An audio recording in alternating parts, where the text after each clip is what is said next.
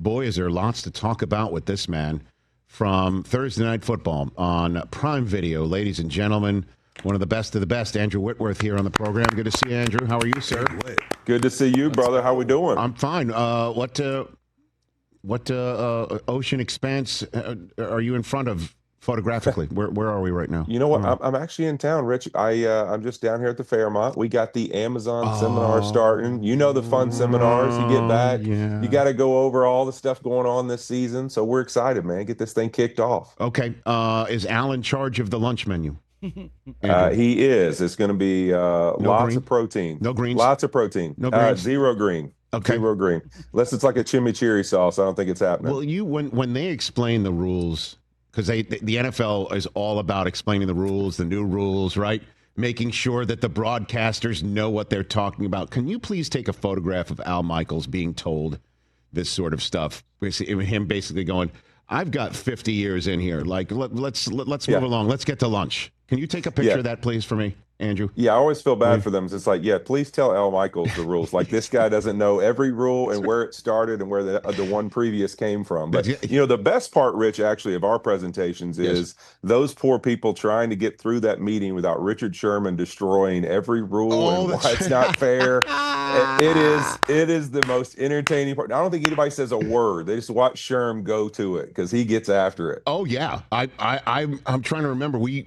We had Rod Woodson back in the day with the NFL Network having to sit through these things, and he would just sit there steaming. Every rule helps the offense. Every rule helps the offense. So I've been there with Rod. You're there with Richard. I love that. How's this pass interference? How is this pass interference? It's so great. And it's like, can we move on because I'm hungry? Like, let's go. Yeah. I've been It's always right before lunch. And you're like, all right, Sherm, it's enough. Like, you're not changing the rule right here in this room. So let's go. Love it.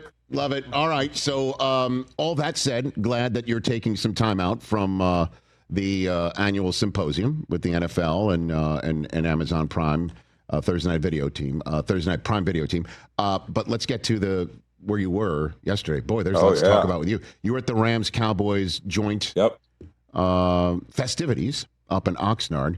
First order of business is the man you used to protect back in the day. What can you tell me about Matthew Stafford? Apparently, he's got some sort of a disc ailment that required an epidural, is what Ian Rappaport was reporting today from NFL Network. Andrew, what can you tell me? Yeah, it sounds like he showed up basically to camp and kind of a little prior to camp was just having some back issues, as I well know, playing into my 40s. You know what? That's part of getting old and playing the game of football. Mm-hmm. But, he just decided to be, precautious with it and really take care of himself. And, it's like, hey, what can we do to probably, prolong the recovery process as much as we can? I mean, this guy's played a lot of football. He took a lot of snaps with Devontae and all those guys in the offseason throwing. So it's not like they feel like, oh, man, we're not going to miss time in that sense. Let's make sure this guy's healthy. Let's make sure the back is great before we get out there because there's really no reason to push it. And this is also an advantage you have when you have a guy like Jimmy Garoppolo as your backup, a veteran who's been in the big moments and played on the biggest stage. So you feel confident in, hey, let's make sure our guy is fully healthy before he has to go back out there. And football is football. Even though you're not hitting the quarterback in camp, things happen. And he's going to have to protect himself. And you want to make sure he feels good and we feel good about, week one. Houston Texans, that's what matters. Right. And obviously we're more than 3 weeks away from that. All that said, though, Andrew, I mean, this is not the ideal way for training camp to go in the first 2 weeks where you're week to week, you're getting an epidural, you're seeing specialists, you're doing all that stuff. Anything that you can share of a level of concern here? Yeah, I mean, you look at it in Cincinnati, right? I mean, we've seen how it affected them in training camp with Joe Burrow having time missed over the last few years and really that slow start. And you look at this Rams team, it's been something they've dealt with the last few years of just the injury bug. Not necessarily that they've started slow, but they've really had lots of injuries early in the season that dictated a little bit how they started. And then they kind of made their runs late in the year. And I think it's one of those things, have you seen how they've been able to finish after the bye week the last few years?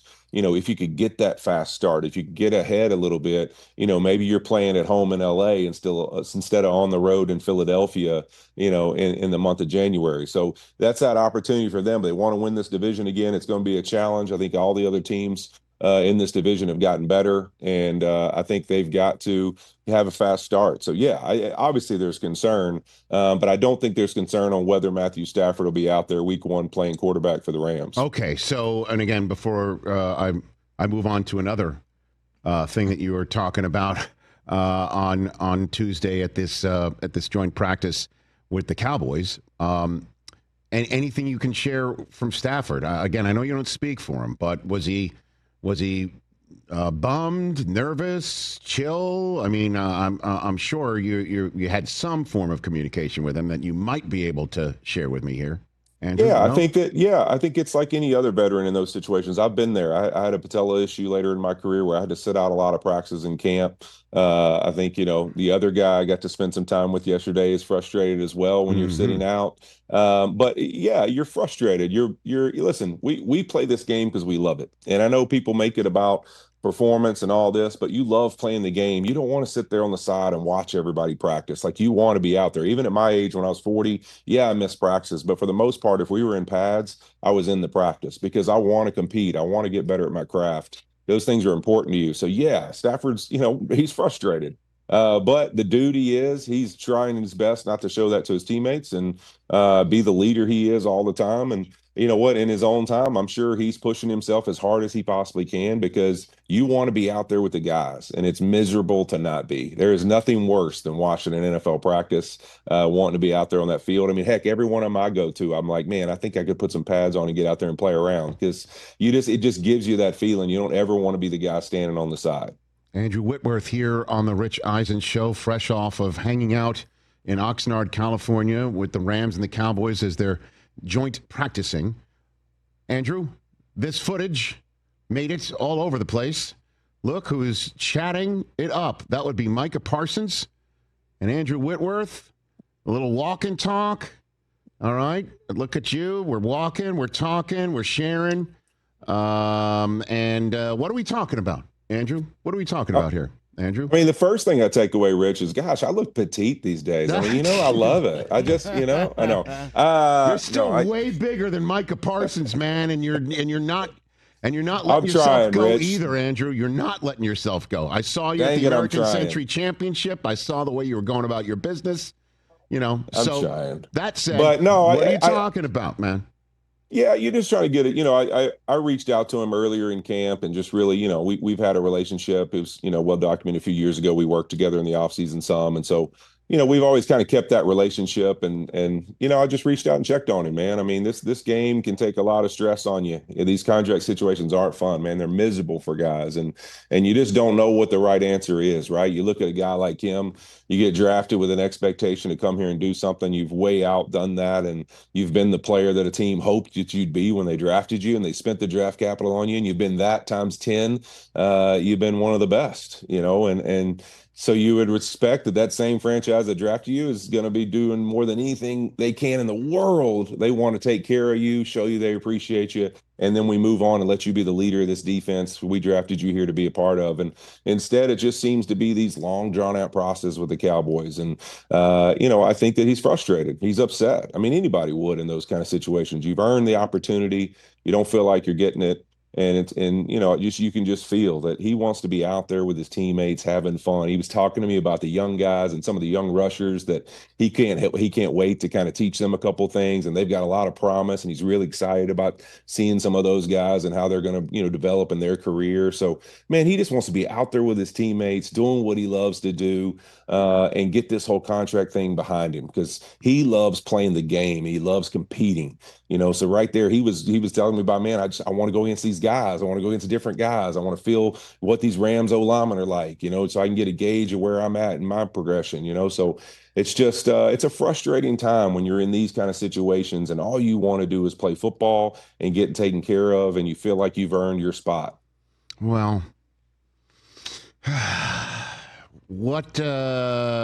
resolute can you call him right now, Andrew? Because he said he doesn't want to play there anymore, and I understand that's an emotional response potentially.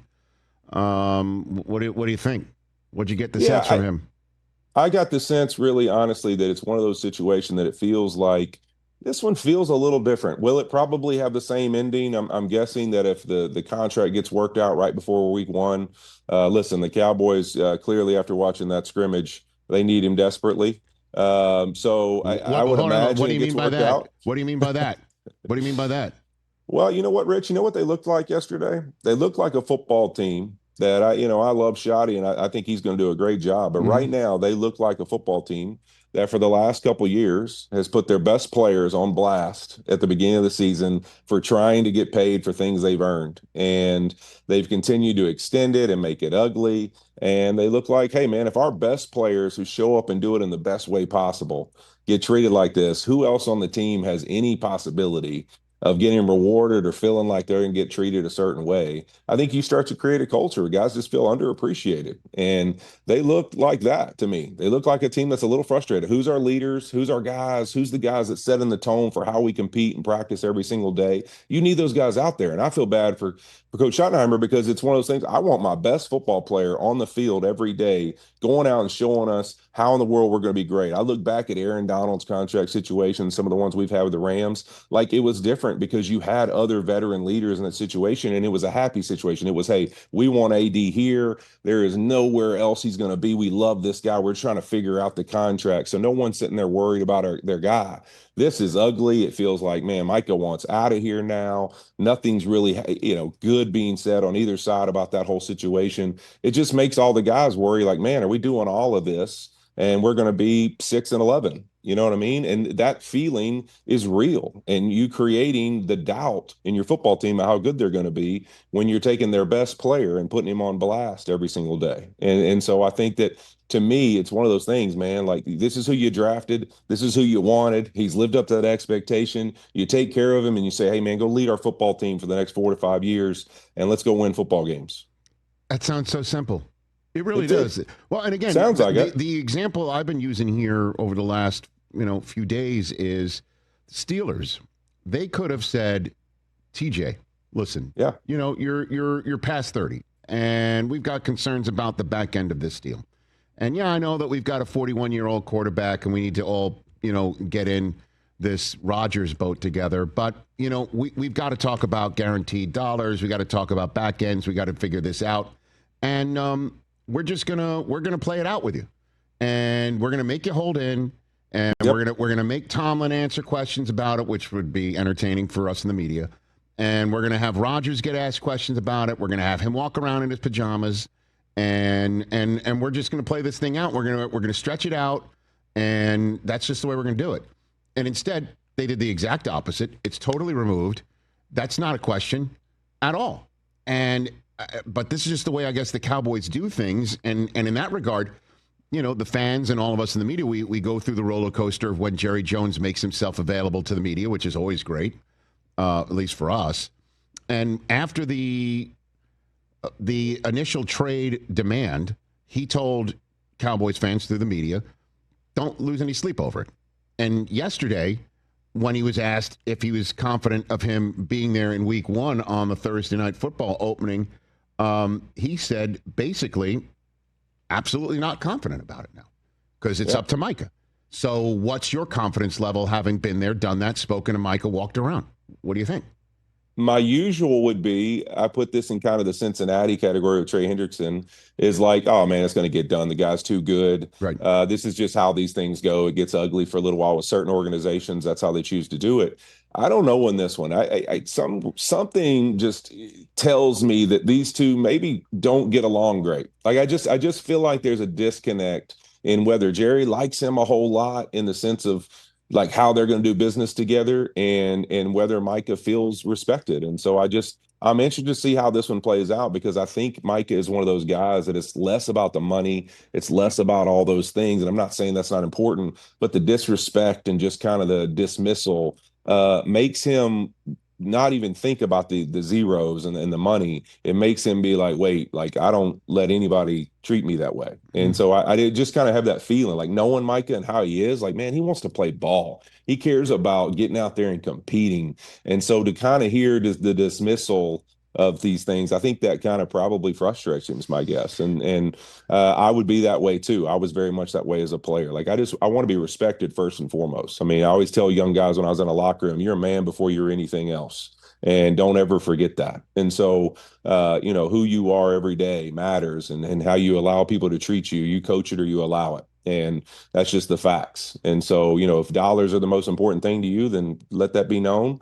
And if they're not, respect is the most important thing, then stand on it. And so I think this is one of those situations where both guys are kind of putting their feet in the ground. And that's why I think it might get a little ugly.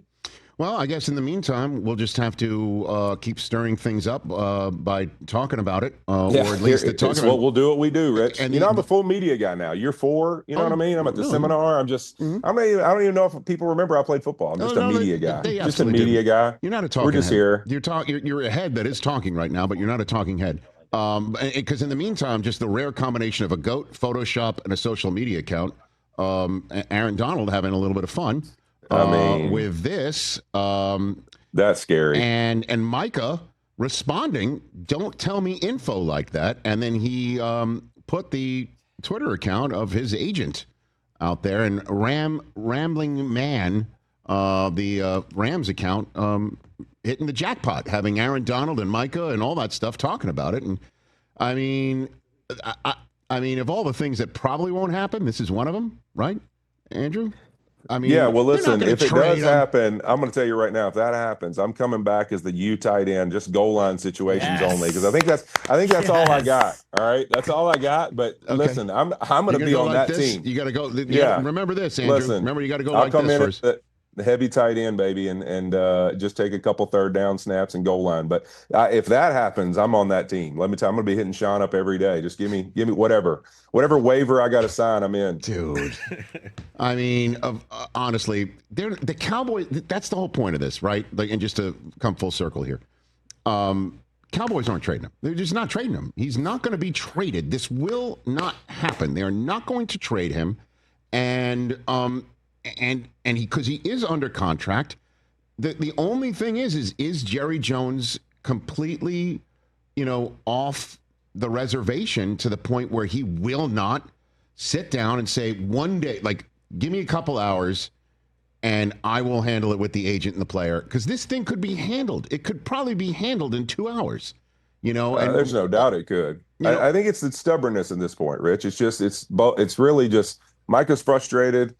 Jerry's, he's being stubborn in the sense of how this is going. This is one of your best players. Like, this isn't something you go, oh man, we'll figure it out. I mean, this is what you did with Dak, with CD, right? And how did that work out, right? And so it's literally like, hey man, let's sit down and let's figure this out this weekend. We got hey, we play a preseason game against the Rams. We're off the next day. Yes. It's really 2 days that are irrelevant. Let's sit down, you, the agent, let's get this cleaned up and let's move on. I look at this. Here's a great example. One of the reasons people haven't even talked about this, but like Stafford's situation and when it happened, the timing of it. Yes. One of the reasons that was done at that time, Stafford was under contract for more years with the Rams. So why was this even a conversation? The reason is the year before, Matthew had, obviously had the contract dispute going into camp of figuring out what it was that made him feel happy to be there and content on being the leader of the Rams. And they felt like, hey, you know what? Just like other teams have these situations, we don't like that being the narrative as we're going into camp and we're trying to build as a Super Bowl contender. Let's get this done way ahead of time to where anything that's contentious, anything that's like, hey, this is business,